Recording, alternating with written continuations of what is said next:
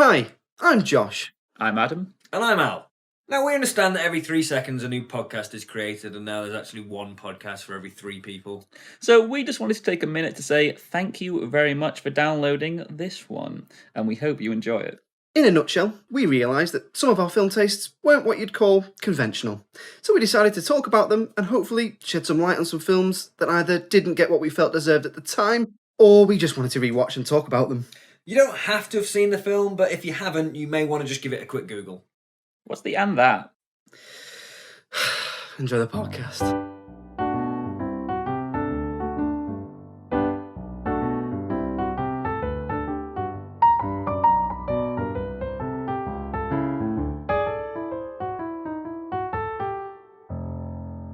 Hello and welcome to Just Films and That, where we discuss films we think may be underrated, underappreciated, or we just wanted to talk about them. I'm Josh Hallam. I'm here with Adam Ward. Hello. And Al Bollins. Hello. So this is the second episode that we're recording, second of our lockdown specials, if you like. So we hope everyone is doing well. Adam, Al, both okay? Adam, I'll come to you first. You okay? Yeah, not bad, thanks. Bored? I'm bored. I've been jogging a lot to sort of like be less bored. Yeah. But that's boring. I'm pretty bored. It was my birthday, so I've been eating lots of cake and donuts and terrible things that'll give me diabetes. More or less. Well, at least, hopefully, we're coming through the end of it now. I should just say before we start, we are doing this again via Zoom, so bear with us with the sound quality. We'll do our best. Very excited today. We were joined by our first guest who isn't a legitimate film critic. Clarisse, how are you? Clarisse Loughrey. Hello, thank you so much for inviting me and calling me legitimate. I love it. How are you coping with lockdown? It's been interesting. I live alone in a very, very small studio flat, so I'm having a bit of an Old Boy light experience. If anyone's seen Old Boy, Someone's delivering you Chinese food once a day, and I don't even get that part of it. I would love some dumplings right now. So yeah, it's been interesting. We'll say that. So, I mean, as you're our first film critic, I'm quite interested. Are you still able to work during this? Are they sending you screeners, or are you just kind of doing what you can?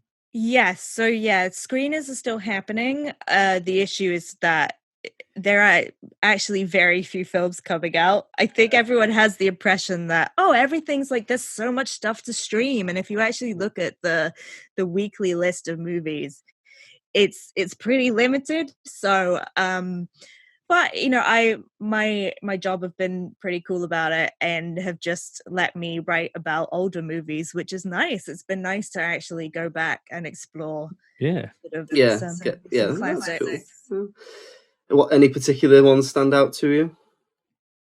I wrote last week about Audition. Yeah, once you've seen it, you can't get it out of your head. I'll just say that. There are some images in this movie that stay with you.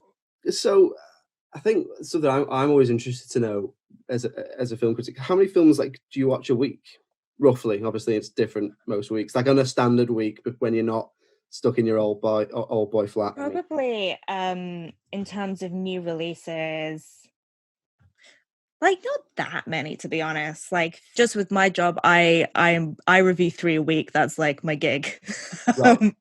So I'll watch those 3, and then I'll usually try and catch up with like 1 or 2 other ones that are coming out to make sure that, because it's another part of your job is you write the reviews, but you also just have to be kind of aware of the general landscape and just have an awareness of everything that's coming out. So you kind of have the writing part, and then you have the self-educating part. Ever been a time when you kind of sitting there in the cinema and you're watching something and you think, I should have done something else? No, because the other jobs that I did before this were not good. I've heard other critics talk about that sort of thing, that they do always kind of go, but then you think to yourself, you are watching films and writing about them, so there's worse things that you could be doing, I suppose. Yeah, because one of my former jobs was I used to stand in Edinburgh Airport and try and sell diarrhea pills to people. So if I'm sitting like watching a bad movie, I was like, I would rather be doing this than standing in Edinburgh Airport selling diarrhea pills to people. So yeah, I've never taken this job for granted. Long flight, sir. Can I interest you in some diarrhea pills? That was I had to go up to them in the shop and say, hey, where are you traveling? Are you traveling somewhere where you might poop your pants? Here's a diarrhea pill. It was a horrible job, but also because weirdly it was over the holidays, and for some reason a lot of people were going to funerals, so that was a very awkward experience. Yeah. So I suppose the final question I've got is: do you ever find yourself? Obviously, a lot of films, people will say stuff like the critics didn't like it or the critics loved it. Do you ever find yourself disagreeing with the consensus? So like everyone loves The Godfather, something that's more or less universal, and you think, I didn't think it was all that, or the other way around, which I suppose brings us neatly onto the film you've picked. I find the idea of the consensus very weird, because I always find it odd when people talk about like the critics and the fans, because it makes it out as if like I am not human and I am some sort of like weird beast from like the depths of the sea that comes out and says 2 stars and then like returns down. That's the odd thing. It's like I am just a person who likes movies, and I write about them, and I guess the reason I do that job is I write about them in a way that people like to read about it. Like that's the only thing that separates me from everybody else. And so yeah, I kind of hate the idea of the consensus, because we're all individuals and we all come from different backgrounds and different experiences, and that all feeds into the kinds of movies that you love and why you love movies. So yeah, I find the whole idea really weird. It is that thing, isn't it, of like you say, like it's like films are taken to the critics as an offering, like a Gladiator or something, and they kind of give it a thumbs up or thumbs. You take it to one room where every critic is sat there, and they just kind of give you a thumbs up or a thumbs down. Joaquin Phoenix, a Gladiator. It was really weird. Yeah. I was so hot for Joaquin Phoenix in Gladiator, where he plays like an incestuous, murdering Roman emperor. Topless sword practice in a frosty forest. I mean, what's better than that? Yeah. He had some problems, but I can change him.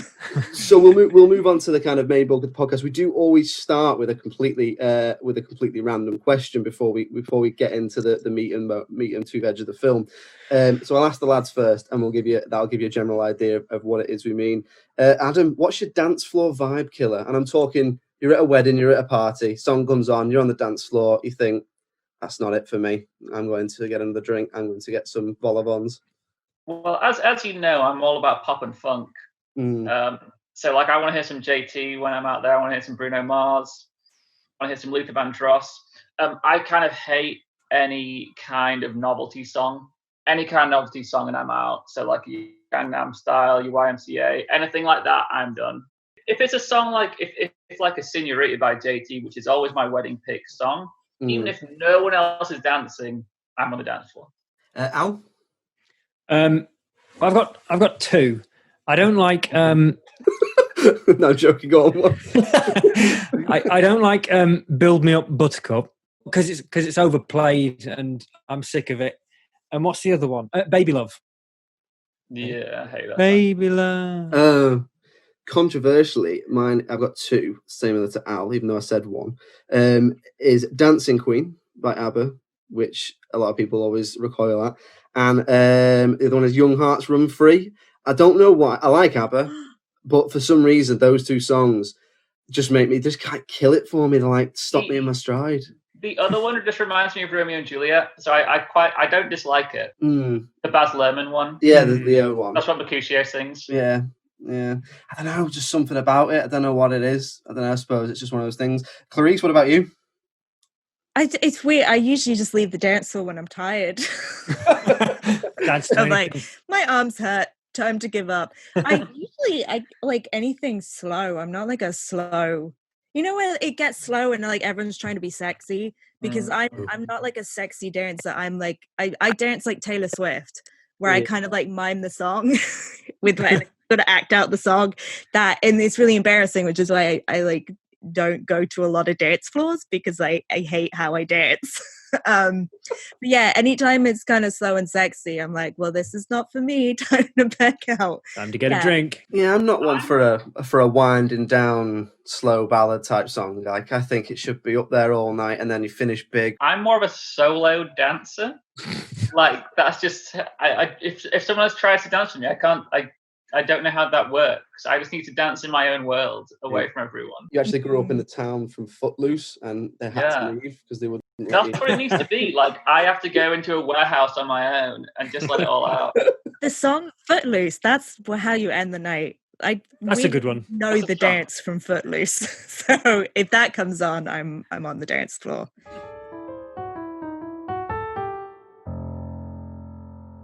Okay, so we'll move on to talking about this week's film. The film that Clarisse has chosen is Crimson Peak, which is from 2015, I think. So big, it's similar to last week. Big spoiler for that. Please go and watch it and come back and listen. If you don't mind, carry on listening, but we will be doing spoilers throughout.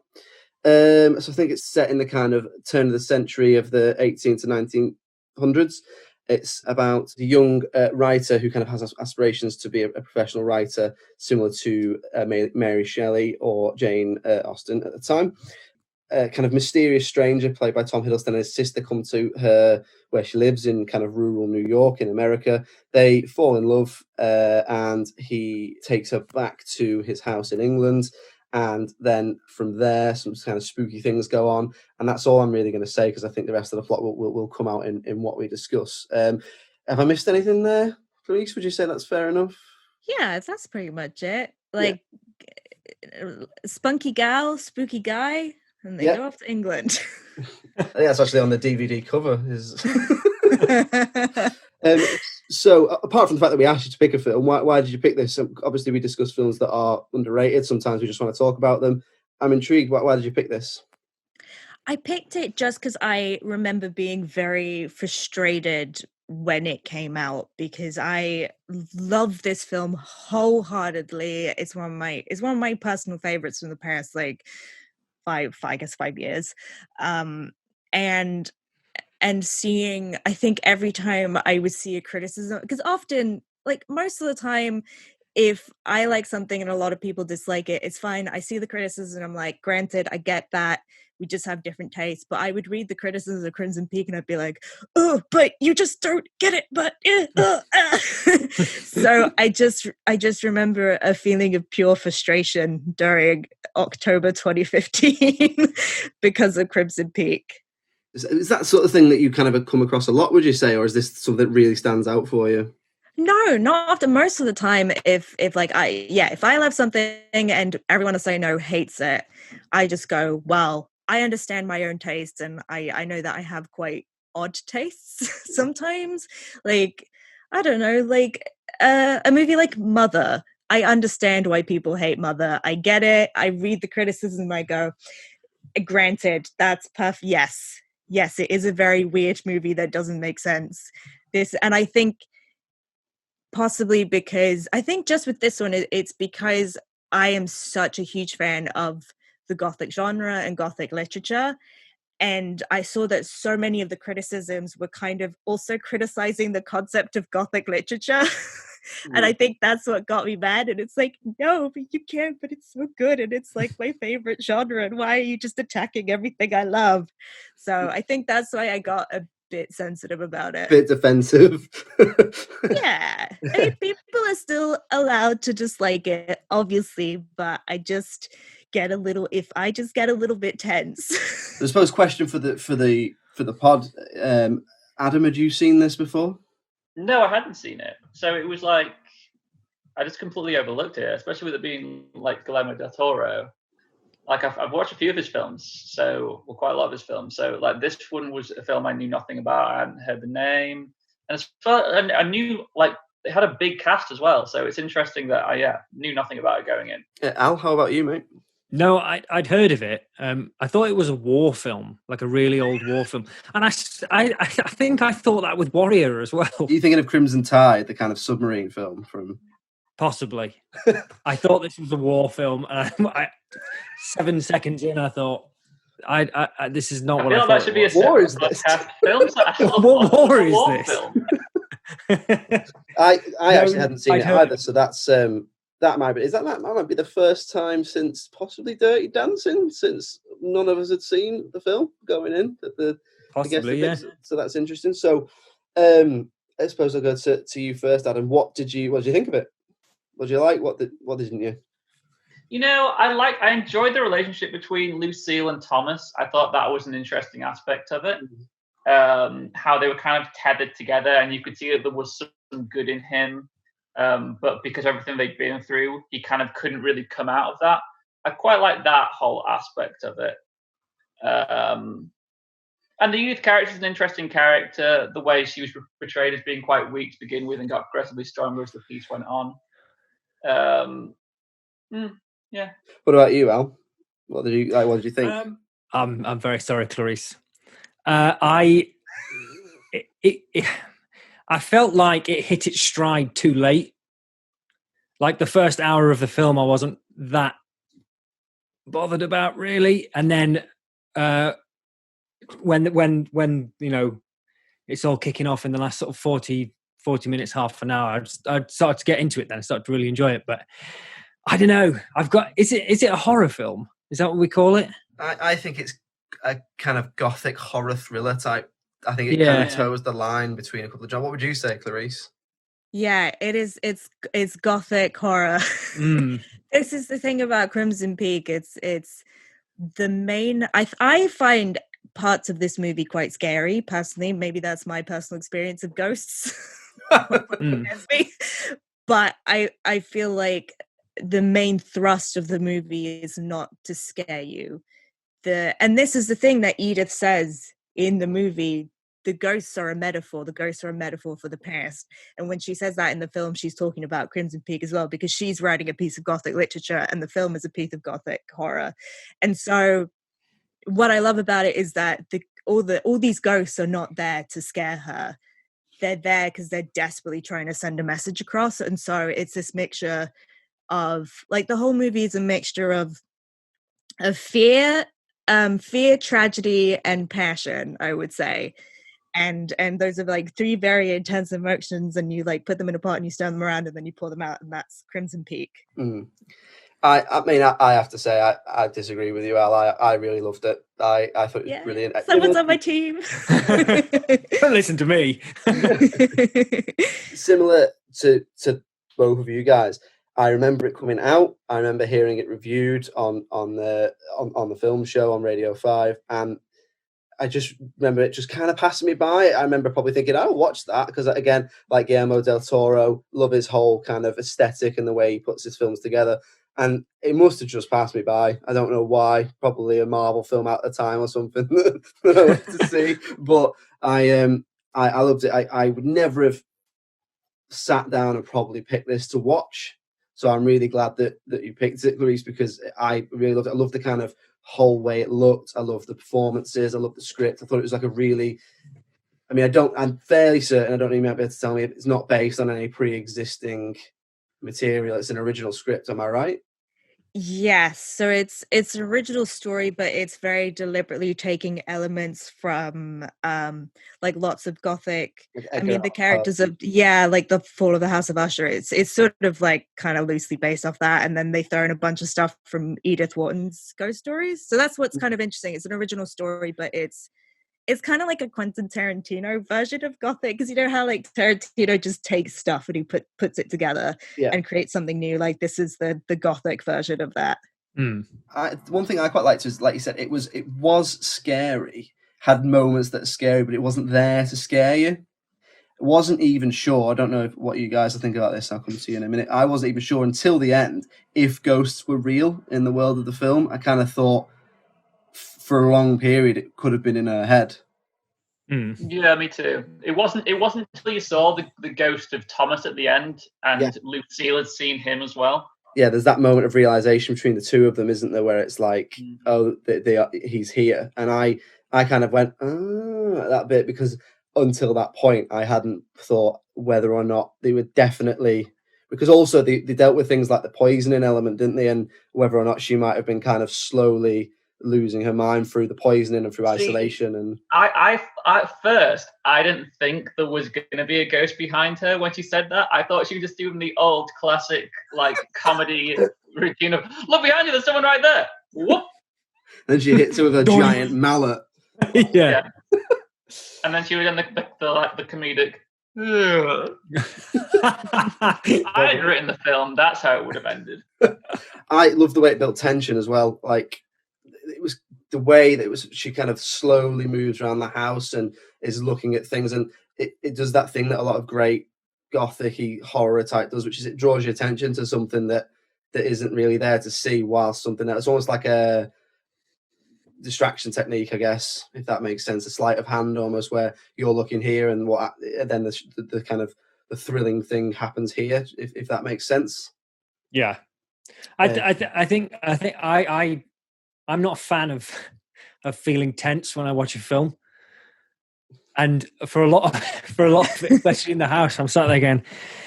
I can't really cope with this anymore. Like, you know, when she opens, I think one of the doors in the hallway, and then the ghost just sort of like shuts it like that. Yeah, it's like a face in the cupboard or something. Yeah, it was that moment I thought, oh man, it's stressing me out, this film. See, I wouldn't usually pick something that'd make me jump. Not because I kind of, you know, like people say that thing about horror being this really a pure genre and it's good to feel alive, like going on a roller coaster or whatever. It's almost healthy to be scared. I'm like you. I kind of just sit there going, I'm wound up now. I think it's all dependent on kind of how you see it. Because I think if you see it like in a cinema with surround sound and it's all dark, you're so much more immersed in a horror than if you watch it like during the day in your living room. Do you know what I mean? I think so much of watching a horror film is about the atmosphere and the environment you're in whilst watching. I watched it in the day and I made sure I drew all the curtains and stuff because the sun was hitting the telly, but also I wanted it to be dark when I was watching it. It's like I went to go see. I remember going to see The Exorcism of Emily Rose at like a midnight screening, and then I remember we drove back afterwards, and I don't know what was going on, but there was some kind of like police search going on right near my house with like helicopters and dogs and stuff, and I remember being so freaked out driving back to mine at like 2 a.m. with all this going on, having just seen a film that wasn't an amazing film, but like I quite like that scariness feeling of being in that zone. I watched this on IMAX for the first time. Well, it wasn't like a full IMAX, it was like IMAX where it's not really the full IMAX. So yeah, IMAX surround sound, and that is why I consider this movie scary, because I was terrified. I don't know what it is about no one else being scared by this movie. And I'm like, I find it scary. No, I found bits scary. The ghost crawling along the corridor, the weird face in the cupboard. Yeah, her dead mom like shoving her hands through the door. Would not like that to happen to me. I thought Jessica Chastain was just wonderfully creepy through the whole thing, really. Some of the stabbings and the wounds and stuff were just like really brutal. Oh yeah, where, like the head smash thing, that was stabbing in the cheek, and the head smashing on the sink. It was really raw. And I think that's the best way to use gore and violence in a film. Is it's not, if you use it too much, you kind of almost numb yourself to it. Whereas if you use it well and sparingly, it has a bigger impact for me. Did you see Midsummer? No, I haven't seen. No. From what I've heard about it, I'm not sure I can even bring myself to watch it. Because there's some pretty like horrendously gory bits in that. Mm-hmm. Why do you think this kind of did almost come and go a little bit? Why do you think it didn't kind of have as big an effect as you possibly think it deserved? I think it is that combination of the fact it was sold as a horror film and the fact that, I mean, it is a horror film, but not in the way that we traditionally see on cinema screens. And also, I think just like Gothic literature and the idea of the Gothic is not super popular at the moment. And it's quite a bit of like a niche, and I would say quite like feminine. Like it's quite a girly movie. And I think it was sold to people as this very like, yeah, horror, bro, horror.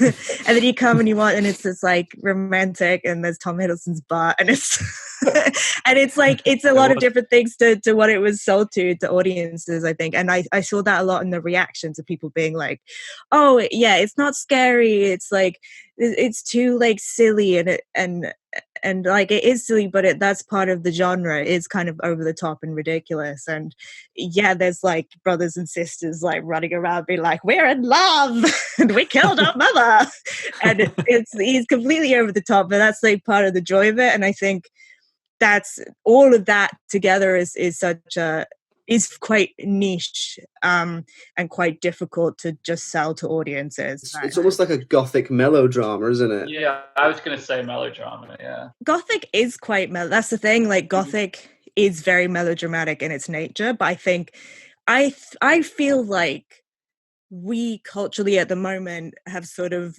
lost a grip on what gothic is. I know that sounds really weird, but like that's the thing, that there are so few movies that are like Crimson Peak coming out at the moment, because I think gothic to us is now like, I don't know, it's like vampires in fishnet tights. It's one of those genres, it's like almost like a that they don't seem to be able to get quite right in terms of attracting a mass market. I mean, it's like, reminds me a bit of like steampunk. Like every couple of years they try and do a steampunk film, and it's like they always seem to spend an inordinate amount of money on this film, on a steampunk film, and then they release it and it just kind of falls on its arse a little bit. Are we talking about Mortal Engines? Mortal Engines, but like there's other stuff. I'm trying to think, like little bit Van Helsing-y, I suppose. In terms of the other end of blockbusters, Van Helsing, even like a League of Extraordinary Gentlemen, they bring these, and it's just like the public almost, it's like they don't quite know what they're in for. Yeah, because I guess it's an antiquated genre. I mean, the gothic and steam and steam, well, not steampunk, but I guess like Jules Verne, that was all like the Marvel, the Marvel and Star Wars of its time. Like that was a thing that was created at a very specific time period, and it was really popular in that time period. And there's so many people who still love it now, but it's not new. It's like deliberately historical in a way. Maybe it's like one of, like you say, maybe it's like one of those genres, like a body snatcher movie that will come back eventually one day. Oh yeah, well, even like musicals. I also love musicals, and for years we had just no musicals coming out, and then we had La La Land, and now like finally musicals are starting to come out again, and I'm so excited. So like I feel quite disheartened sometimes, because I love so many like unpopular genres. Like I love musicals, and I love gothic horror. These are just movies that nobody else really wants to watch. I definitely feel like we're coming to a point now where sort of musicals have become cool again. I agree. Thank God. Yeah, with the exception of Cats. Yeah. Well, look, this is the thing about popular genres, is when a genre is finally popular, you have to have some disasters to balance it out, because that means it's truly like back in the mainstream. Yeah. Look at some of the comic book films with, for every Captain America, there's a Batman and Robin. So, yeah. Exactly. So is there anything, kind of having watched it again, Clarisse, is there anything that you would change, or anything you don't like that you kind of might alter about the film, or is it just a stone cold, which is fine if it is that? Is it a stone cold, you love it and that's that? Yeah, like every time I forget how much I love the movie, and then I rewatch it and I just sit there going, this is perfect. This is perfect. This is the perfect movie. And I know that it isn't, but I know that personally it just hits like so many. Everything I want is just in this movie. All the passion and the beautiful costumes and the horror and the blood and the pain and I don't know, it's like everything in one movie. It's a beautiful looking film. Like the costumes are incredible, like across the board. It's the costume, and like I remember seeing the good Dr. Kermo's review talking about the red clay and like the blood and the way it all kind of builds to this aesthetic. I thought that was amazing. I thought it just looked incredible. I mean, I personally don't have anything that I think could be scared. It could be changed. The only thing, like I just said earlier, I'm not a big fan of jump scares, but that's not a problem with the film. That's a problem with me being a bit of a wimp. Adam, is there anything you would change about it? Charlie Hunnam, his accent is always not quite right. Yeah, it was a little off. I've never seen him in anything where I've thought, "Oh, Charlie Hunnam, you've nailed that accent." Everything I've seen him do, his accent's never quite there, and it's always like, are you not working with a dialect coach for this, Charlie? Come on. I feel like, because have you heard when he doesn't, his normal speaking voice? Because it's sort of, because he's from Newcastle, right? And it's a Geordie accent, but then it's also not quite a Geordie accent. And so I wonder if he just like, and I feel that this is relatable because I also just don't have a normal voice, which is why I can't do accents, because I have no like ground to leap from.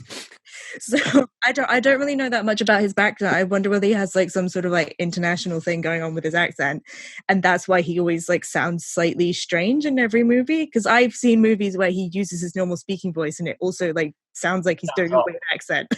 But then I'd say like Tom Hardy has got quite a nondescript accent, but then he's still able to do other accents. Yeah, but it's not so much like a I don't know. There is something there. and I don't feel like he's ever spoken about it because it's a rude question to ask. Yeah, like, sure. What's up with your accent? I would be like, Charlie, great voice work in this, Charlie.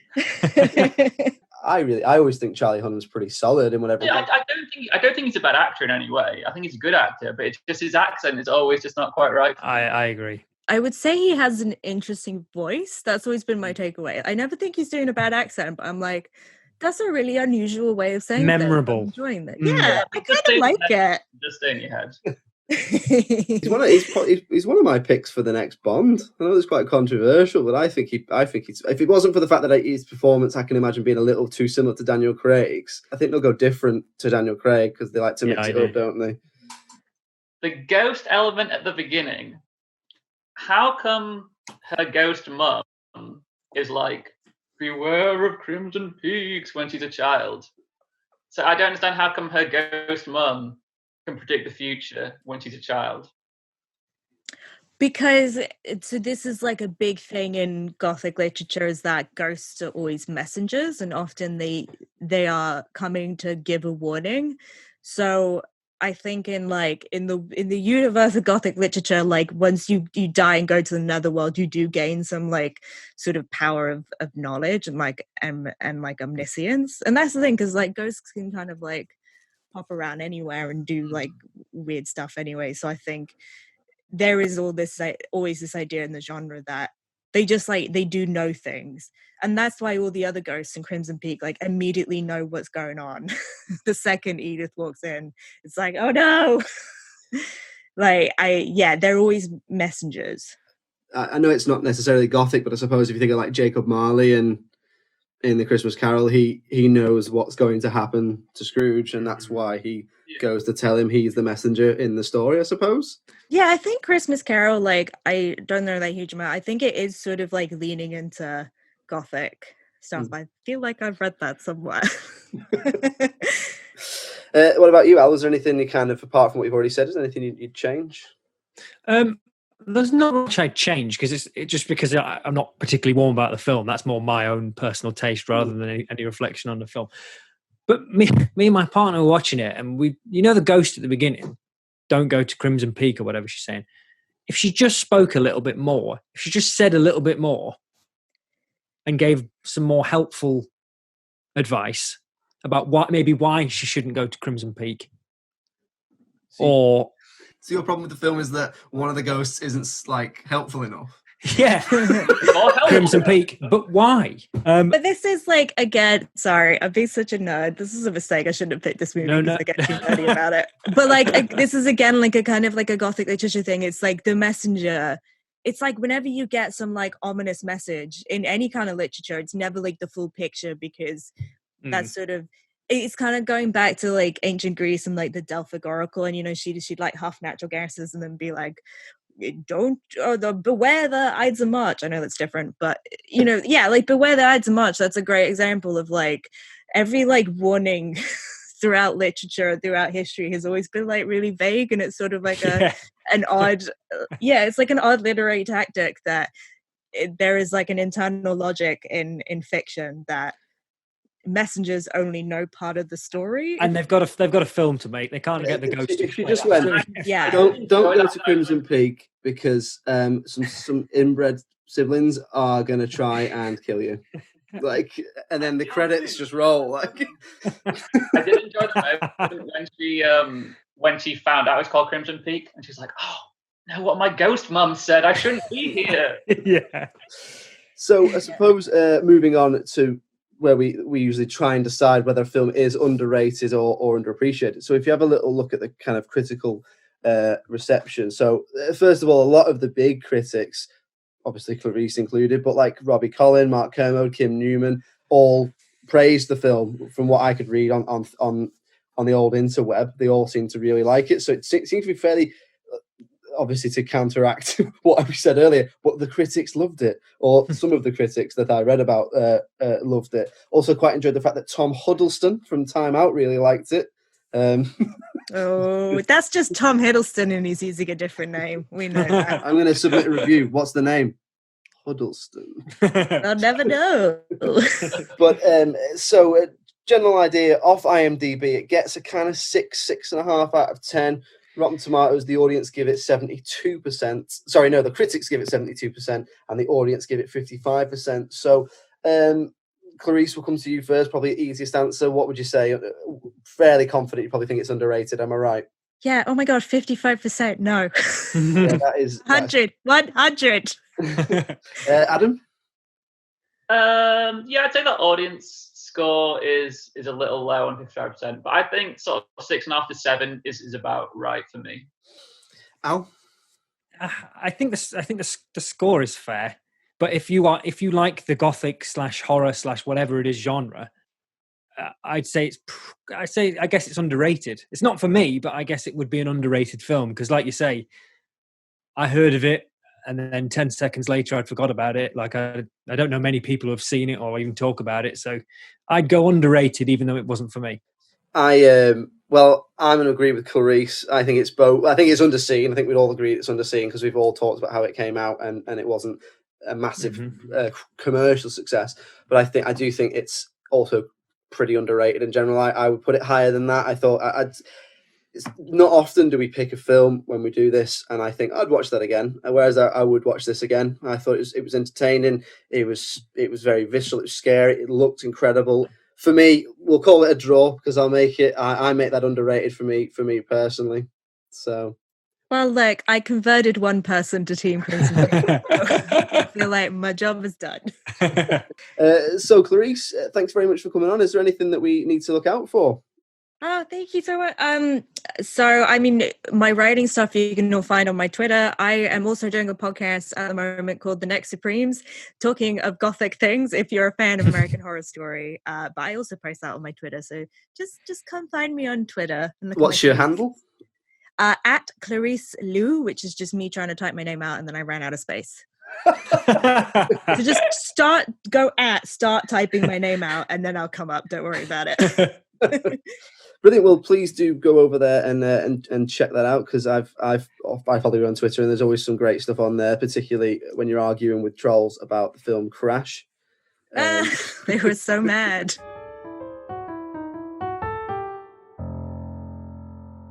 Thanks very much to Clarisse for coming on. It's nice to have someone on who knows considerably more about films and what goes into films than we do. It was a fantastic of her to come on. Like she said to us before and after we recorded, she's busy working on stuff, trying to keep busy during the lockdown.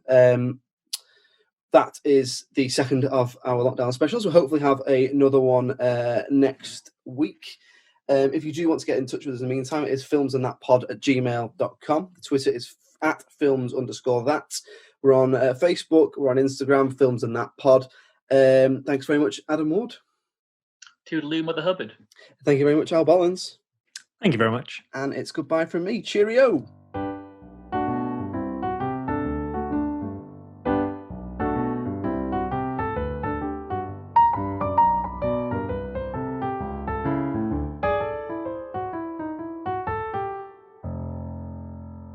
Hello, Josh here again. I just wanted to take another little minute to say thanks again for downloading the podcast. It really is greatly appreciated. If you do like it, then please like, subscribe, and rate us wherever you get your podcasts. Special mentions go to Lee for the music, Luke for the logo, and Abby for producing, editing, and generally putting up with us. If you'd like to get in touch with the podcast, it's filmsandthatpod@gmail.com. Thanks once again, and see you next week. Cheerio.